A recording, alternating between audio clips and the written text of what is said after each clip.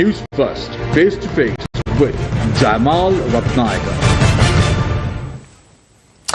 Good evening and welcome to yet another edition of Face to Face on this Monday morning, the 4th of March 2024. Bringing you face to face this evening, I'm Jayawickreme, coming to you live and direct from our Newsfirst studios in Colombo as usual. And today we have a returning guest on our show, a very young politician who is very vociferous and also isn't shy about sharing his opinion with the society. He is former chairman of the Waligama Urban Council and also the chief organizer of the Waligama electorate for the Samagi Jana Balwege, Sri Lanka's main opposition, Rehan Jayawickreme. A very good evening to you, Rehan, and welcome back on the show. Good evening, Jayawickreme. Thanks. So, Rehan, let's get the ball rolling on tonight's topic of discussion. Tonight's topic of discussion will be politics of the South. And you have been the chairman of the Waligama Urban Council. You know how the grassroots level operates when it comes to politics. And we do not know, although the government keeps on assuring and reassuring the people that the presidential election will be held, there is still a lot of ambiguity on what sort of an election will be held this year. But tell me how the SJB is preparing its grassroots to win, if any election is held, how the grassroots are being structured to garner the votes and also the confidence of the people in order to make them believe the SJB way. As a party, we've already started our party restructuring program from the grassroots. Yes. So, for example, we just finished the Dompi electorate, which is Harshana Rajakaruna's electorate. We finished that on Saturday and Sunday. There were 133 Grama Sevaka wards. Right. So what we do is we form village level committees in each Grama Sevaka ward. So another example would be that we did the same in Waligama and the Matra district in January. And just at the top of my head, we have about 16 divisional secretariats, which also includes all these other Grama Sevaka wards, divisional boards. And we finished that too. So each week we have a different district and we're all assigned to different districts too. Obviously the organizer can't be there at all these meetings at once. Yes. So the pulse of the people seem good. Good in the sense they are suffering. Yes. I don't think in my short political career I've ever seen this level of suffering among people, where some people are even eating, some families are even having only one meal a day. So honestly, I haven't seen that type of suffering before. Right. The main thing they want is an election. So if it's a presidential election, they're okay with that. But they also say that there should be a parliamentary election either before or immediately after the presidential election, so that whoever is in power will have the representatives chosen by none other than the public. So my honest viewpoint is that right now, this situation, they should have the general elections first, so the people can choose who their 225 are. Because obviously that was the point in the Aragale and various civil activities that was going around for the past year or so. Yes. So there should be a general election. But the problem then again is that this is probably one of the only countries in the world which preaches democracy to almost every other country that we can imagine. But the president of this country hasn't still given a roadmap. He has been very vague. He has just said, you know, I'm going to have both these elections this year. But he should give a particular time frame. Yes. You know, September is when I'm going to call for presidential elections, followed by the general elections. Or he can say, I'm going to dissolve parliament in this month, and then we'll go to the presidential election next. So the fact that he is not even highlighting that to the public is a point of grave concern. And it's also a very big blow on democracy, because it's already, the government has already postponed local government elections. So it's very difficult to say which elections they'll have first, but I hope that they have either both together or the general elections first, followed by the presidential. Right. So talking about the incumbent president, you said that he has been very vague about what the roadmap is, especially when it comes to elections. But earlier today we saw the president speaking very grandly on how they have passed 42 laws over the past 14 months, and overall 62 laws are to be passed. And he was elaborating his economic vision for the country, how they want to make Sri Lanka an export-led economy and so on. So in that aspect, he seems to be knowing what he is doing to a neutral viewer who does not know what is going on, or who is somewhat positive, a glass half full kind of person, might assume that the president is taking Sri Lanka's economy on the right path? The president should first mention out of those 42, did he mention if the Online Safety Bill and the Anti-Terrorism Act was included, or didn't he? He did not mention. He just said that 42 laws have been passed over the past 14 months. So first of all, we have to first examine what those 42 laws are, and then figure out how effective those laws are. That being said, he is still a mandateless leader. Right. I would have said that whoever assumed duties, whether it would have been even Sajith Premadasa, but I can tell you, I have the strong feeling that if it was Sajith who accepted it, obviously our conditions were not met, which is why he didn't accept. Yes. But I have this feeling that after speaking to the party members, that he would have maybe immediately dissolved parliament and gone in for a general election to give the people what they wanted during that struggle. But then again, when you speak about the president's economic vision, the economic vision that he shares is also shared among people that the Aragalia wanted out. Yes. Because the same ministers that caused Sri Lanka's economic downfall are also the same bunch that's with him now, holding different cabinet portfolios. Right. So that's why it's difficult to take him seriously. Which is why I think if he wants to be serious about what he's doing, he should obviously want a mandate. Right. But I think that the polling data shows that, not the polling data, the research data, the pre-election data shows that he's at a very low footing. So we really don't know what kind of distractions he will use to avoid going into election even. He could even go in for a referendum. But it's very difficult to take what he says seriously. The same way it's very difficult to take leaders who are mandateless, who have come in through the back door. It's very difficult to take what they say seriously. Right. So we're talking about polling data and pre-election data that has been calculated. I cannot remember what the institution was, but there has been a certain calculation done on the mood of the nation and who the people believe the most with a certain group of people. And the NPP has made large strides in that arena. And it has, in recent months, come out in full force, with them meeting international leaders, with them organizing a lot of Balamandal meetings and so on. So the NPP seems to be getting their campaigns right, or their scheme, in a very organized manner. So what is the SJB's stance on the NPP should it come to election season, and how much of a threat it would be to the SJB securing power? First of all, I need to clear a misconception about that poll. I have great respect for Dr. Ravi, the person who heads that particular institute. Right. But he's also very clearly mentioned in that particular report that the survey is done on a sample size of 500. Right. Now, while that seems effective if you're looking at a lower scale of politics, I think when it comes to presidential level or general election level, I think the sample size must be much bigger. But because of the way a certain Indian media outlet made it seem, they made it seem like it was the official survey sort of conducted. Right. That being said, like I said, I have a great respect for Dr. Ravi. I follow his tweets regularly. I think he's done a lot of good work. But then again, the sample size is too small. Right. And it's very difficult to even, I mean, my point is, even when we don't know when a presidential election or general election is, I don't think that's the time a survey should be conducted. I think a survey should be conducted on the current circumstances, maybe about 3 to 4 months before we know there's actual election.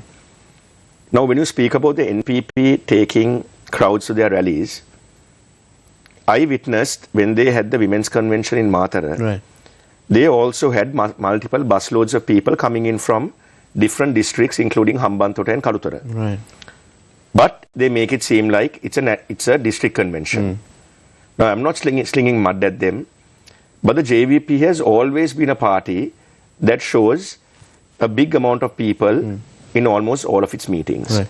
They are a party, even when they got that particular 3%, they had the biggest May Day rally. Now, whether that will convert into votes, I'm not so sure. I can never say, but I'm not so sure. Yes. But coming back into the survey, I think we'll only know what the proper results would be once all the parties have officially named their respective presidential candidates. Because right now, almost everyone wants to be president. We have multiple businessmen throwing their hats, we have media personalities throwing their hats, and we have lots of people who want to become president. But at the end of the day, there has to be the nomination list that has to be submitted. So we'll wait and see. But it's going to be the definite fight is between the SJB and the NPP.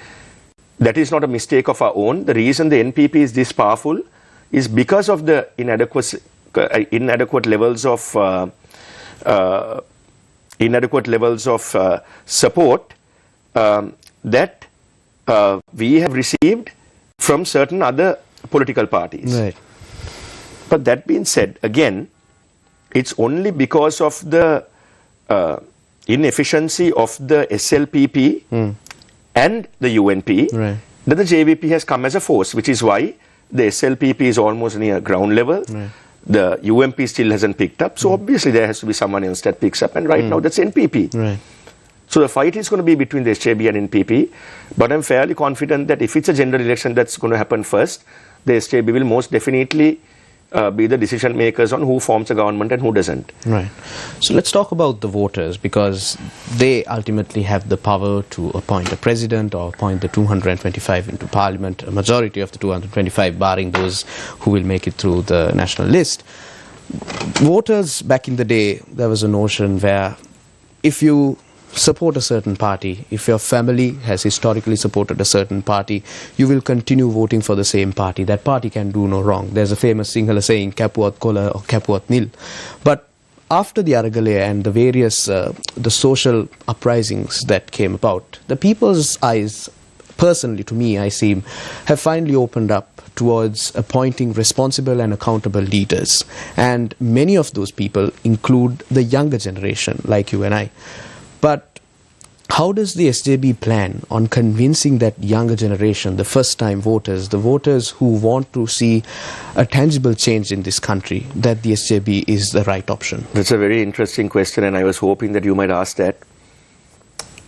It's always very easy to identify a problem. It's the easiest thing in the world. But what is the hardest thing is to actually offer solutions. Now the NPP has brought about this tagline that the past 70 years is what has been a curse to this country. Now that's been said, but have you ever seen anyone listing out the things that have gone wrong within the past 75 years? It's very easy to say it. And it's easy for them to say it. But they have also been part and parcel of all of these problems we are in. They indirectly supported Chandrika Kumaratunga Bandaranayake, the former president, in 1994. They supported the candidature of Mahinda Rajapaksa to be the prime-ministerial candidate in the SLFP in 2004. They backed his government in 2005. They backed Field Marshal Sarath Fonseca as our candidate in 2010. They backed Maithripala Sirisena as president in 2015. And now, after the Aragale, it's a very easy thing to say, Unut Tekai, Munut Tekai, you guys are all the same. But when I went to my campaign meetings, one thing I said was, a tree, for example, doesn't grow by itself. You know, it's first a seed, becomes something else, and then it finally becomes a tree. If you look at a house, the house doesn't build itself. It's always a foundation first, and then you keep on putting slabs to whatever way you want to build. Yes. So, my question is, then hasn't the JVP also, or the NPP, been responsible for creating regimes that have destroyed the country? Okay, so that's my first contention point. My second point is that most of the youth that are supporting the NPP are those born in the year 2000 or afterwards. So they're pretty young. So you can't expect them and you can't talk to them about 88, 89. For me, I think of that as a failed exercise. Because I think there were things that both the government and the JVP, there were certain things that happened that wasn't right. And I had to be one to admit that. So we shouldn't harp about that. But what the SJB is doing right now is that we are approaching the youth to speak to them candidly about what their problems are. Okay. Why do they want to leave the country? Why do they go in search of greener pastures? Why? So that is something we need to first analyze. Okay. And then, if you notice, most of the youth that supported Gotabaya Rajapaksa and who are disgruntled with his leadership are the swing voters who have now swung towards the NPP. Right. Because now they are believing in the rhetoric that, all you guys are the same. Right. But I make a humble and sincere appeal to the youth. It's all right. Blame whatever political party you want. But find out the core reason on why you're blaming them. Okay. Find out the exact issues on why we have failed as a nation. Don't just talk about the problem, but offer solutions. Right. Create a youth manifesto. Give it to us, because we are meeting various youth groups. But don't fall for the populist narrative where it says, all you guys are the same, so we are going to vote for the other side. Because even though it may sound rosy, the people that you may vote in may be worse than 70 years worth of politicians that you have voted for in the past or your parents have voted for. Right. So I want to touch on that, Rehan, just elaborate on that a bit more, where you said a youth manifesto is needed. We know that the SJB has a blueprint that is for developing Sri Lanka's economy. We know that you have a foreign policy that you might adopt. You have advisors who will give you their expertise and their knowledge on foreign policy and so on. So what is the SJB's plan for the youth of this country? What is the blueprint for the youth of Sri Lanka that the SJB plans to follow? I think one thing that we are looking is we are looking at giving skilled youth the opportunities they deserve. Right. That being said, it is not the populist scheme of handing out government jobs, because our government sector is right up there when it comes to overemployment. Yes. And we can't handle any more, we can't give out any more jobs at least for the next 10 years, because we already have an influx of state workers that are dependent on the taxpayers' money. Yes. But that being said, it doesn't mean that it only has to be government jobs. We can approach different countries. We can look for job banks in those countries. We can look for things like skill migration. The government can get actively involved in skilled migration. Right. Whereas right now we are only focusing on housemaids and medium, not even medium tier jobs. Even the jobs that we are given to Israel, even though they are paid high, those are low tier jobs. But I'm talking about software engineers. I'm talking about engineers. I'm talking about mechanics. I'm talking about people who are very well versed. For example, nursing is a big thing that Australia is looking for now, and other countries. Caregivers, yes. Social services. So what we would do is that we would liaise with various embassies, various countries, and we will find out if they need skilled youth, advanced skilled youth migration. Right. And that's the best I think we can offer the youth. So talking among many other things. Yes, yes. So I want to touch on this topic also, because you are from Waligama. You were the chairman of the Waligama Urban Council, and starting from Galle all the way to Matara, especially in the recent past, there has been a very huge influx of tourists, mostly surfers and so on. But recent reports have come to light, Rehan, that there are certain tourists who arrive on visit visas but are running businesses in those areas, and that is ridding locals of much needed revenue. And for one, that is illegal. You cannot conduct a business when you're on visit visa. And two, they are depriving people of valuable revenue or money that they could have either earned if these businesses did not exist. But instead, we are letting this happen purely because Sri Lanka wants to, I do not know, maybe show off numbers, high numbers of tourists coming in. That is what I personally believe. But we need to manage this shadow economy, do we not? Because regardless of how many tourists come, if that is detrimental for the economy of Sri Lanka, we won't be able to flourish. So what is your solution to a matter of that sort?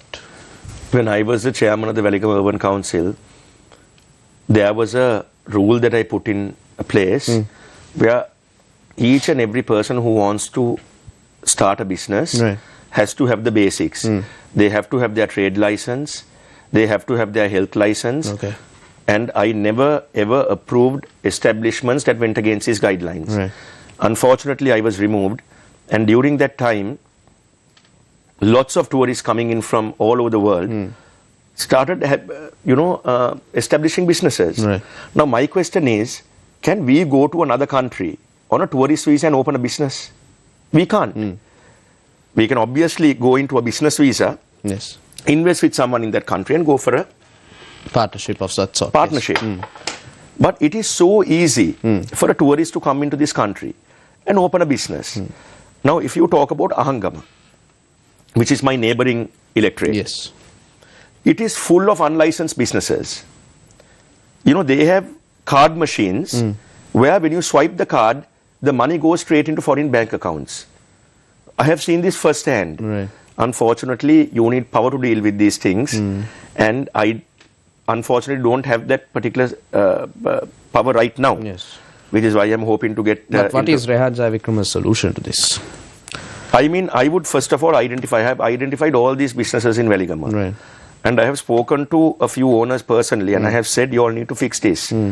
Because if we come in, we are going to make sure that this is done in a fair and free manner. Right. And certain places have now started obtaining their licenses. So first of all, what I would do, Jamal, is that I would get, for example, my representatives in the Gaul district that I know that are into tourism, I would give them to give me a list, which I will then verify again with the divisional secretariat. Yes. I will do the same in almost each and every district in Sri Lanka, and I will identify my team will identify what these illegal businesses are, and we will give them a grace period. Right. We will give them about not years or not quarters or 6 months. We will give them 1 month. Okay. Get your act together, or we will report you to immigration. I'm not going to say that we are going to kick them out because we don't have that power. Yes. But we will certainly report to immigration, because this has to stop. Where else can you do this in the world? And this is creating a huge issue for the local business owners. And I'm not saying our local business owners are also correct in what they do. But this entire process of tourism has to be streamlined. And I once wrote this letter about maybe 7 months ago, addressed to the Ministry of Tourism, Right. where I gave out my set of proposals on how I think tourism should be developed. Okay. One major thing we can do is we can have a one-stop shop for tourism, or something done by the tourism board in all the tourism zones. Now we have a few now. Yes, the hotspots. Mirissa, Veligama, Unawatuna, Habaraduwa, Ahangama. I'm just giving you a few examples. And Arugambe from the other side. East, yes. I'm going to have that one-stop shop where anyone who wants to start a business can go into that one-stop shop. This is much like what Mangala Samaravira did with the Gamperlia program, Right. or Enterprise Sri Lanka, where most of these places were given licenses during a day. And if all the documentation is correct, give them their license. And also another thing that I would suggest that I think will be very impactful to this country is we should offer for the people that don't have the means of getting, now for example, you can't just get a liquor license, you've got to show certain things. Yes. For people who don't have that benefit, we could always give them a season license. Okay. A seasonal license, which can be renewed each year. Because when the southern season starts, the Arugambe season ends. When Arugambe season starts, the southern season ends. Yes. So you could give them a seasonal license where each season they will get a temporary license for them to sell their beer and wine. The government will also get a particular revenue. They'll actually get a thumping revenue. Everything will be on the books, nothing will be off the books. So I made about 7-8 proposals like that. So I still haven't got a reply for some odd reason. But if we do come into power, and if I am elected into parliament, and my pet subject is, things related to tourism, and, basically tourism, these are the changes I would want to make, because I think we are so underestimating the power of the money that can be bought into through tourism. Yes.